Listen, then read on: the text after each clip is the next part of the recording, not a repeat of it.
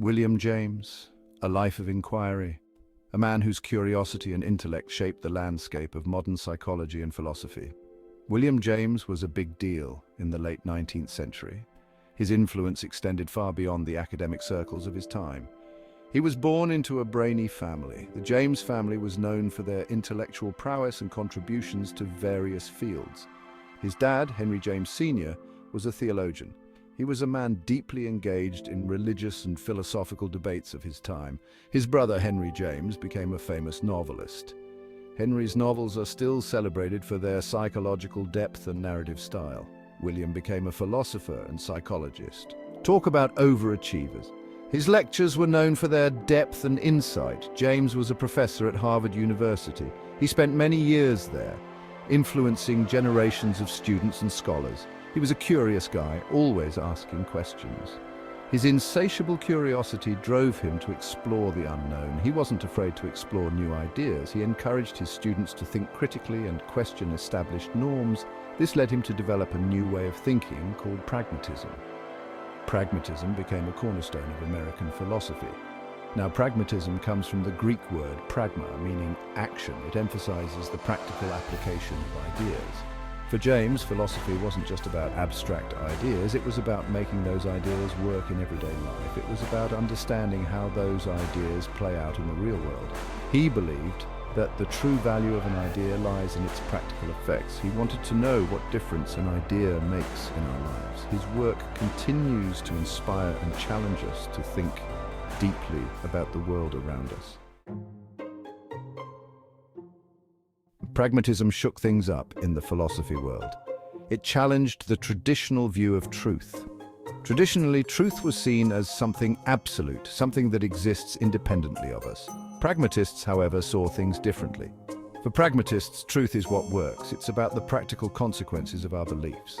If an idea helps us navigate the world, solve problems, and make sense of things, then it's true.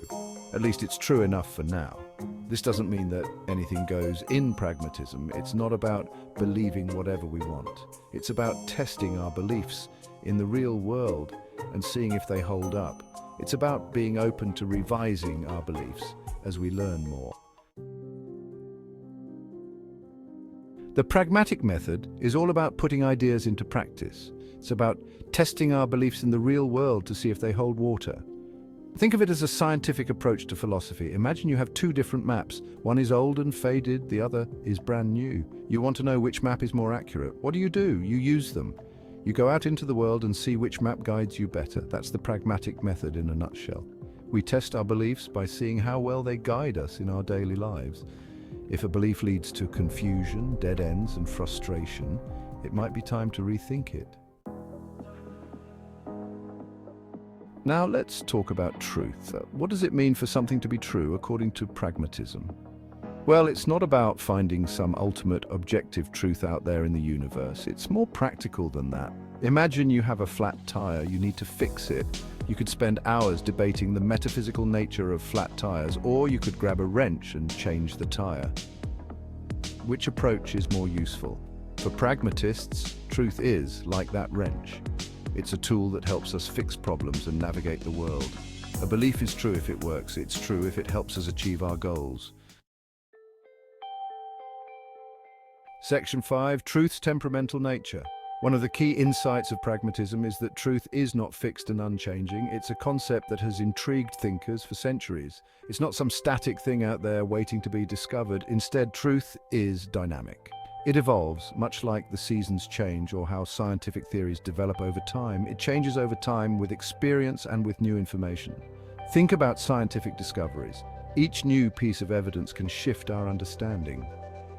What we once considered true about the universe has changed dramatically over time. Our ancestors had a very different view of the cosmos.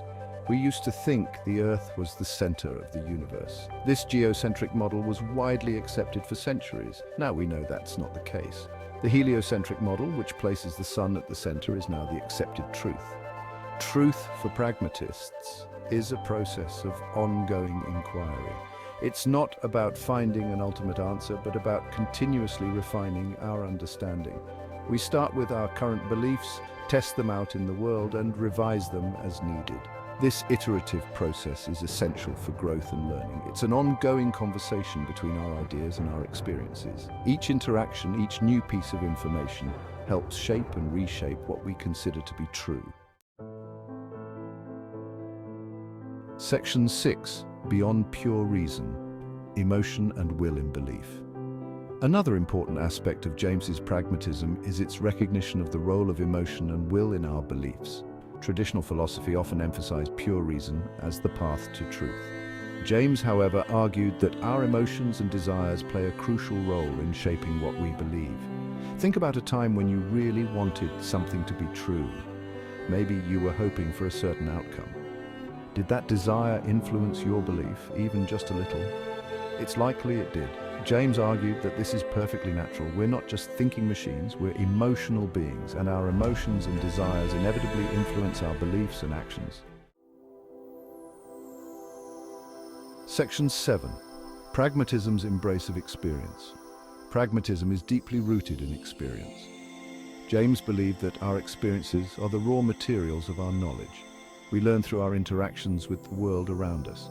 And it's through these interactions that we develop our beliefs about what's true. This emphasis on experience distinguishes pragmatism from more abstract philosophies. Pragmatists aren't interested in building grand systems of thought divorced from reality. They want to understand how our ideas play out in the messy, complex world of experience. Section 8. Criticisms of pragmatism. Is it practical enough? Of course, no philosophy is without its critics. Every school of thought, no matter how well-founded, faces scrutiny and debate. And pragmatism is no exception. This philosophy, which emphasizes the practical application of ideas, has its fair share of detractors.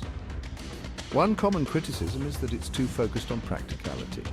Critics often argue that pragmatism reduces complex truths to mere tools for utility. They claim that it neglects the pursuit of truth for its own sake, suggesting that truth should be valued beyond its practical benefits. However, pragmatists would argue that the pursuit of truth is always practical. They believe that truth and utility are not mutually exclusive. We seek truth because it helps us live better lives. The knowledge we gain is meant to be applied to improve our daily existence. It helps us make better decisions, solve problems more effectively, and understand the world around us more deeply. This practical application of knowledge is what makes it valuable. Pragmatism doesn't deny the importance of theoretical inquiry. It acknowledges that theories are essential for understanding complex ideas. It simply insists that our theories should have some bearing on our lives.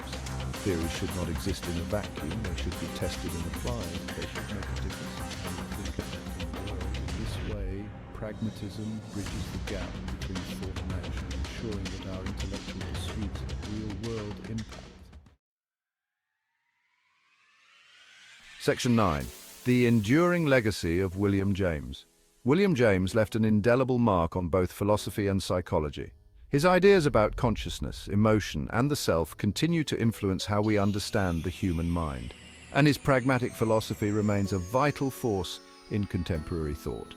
James's work was groundbreaking because it broke down traditional barriers between different fields of study.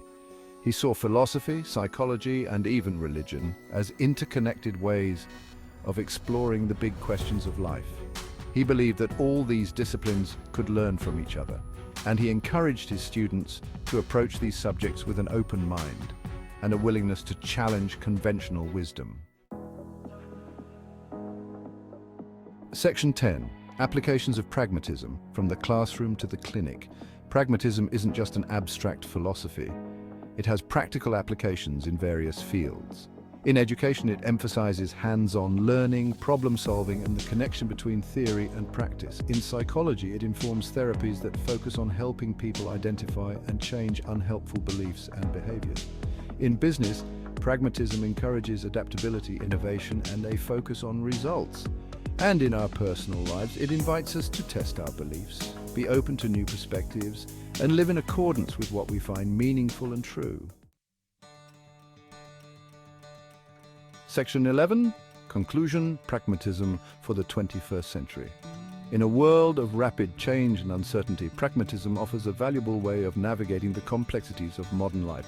It encourages us to be adaptable, to embrace new ideas, and to ground our beliefs in experience. James's pragmatism reminds us that truth is not a destination, but a journey. It's an ongoing process of inquiry, experimentation, and growth, and it's a journey that we undertake not in isolation, but in community with others.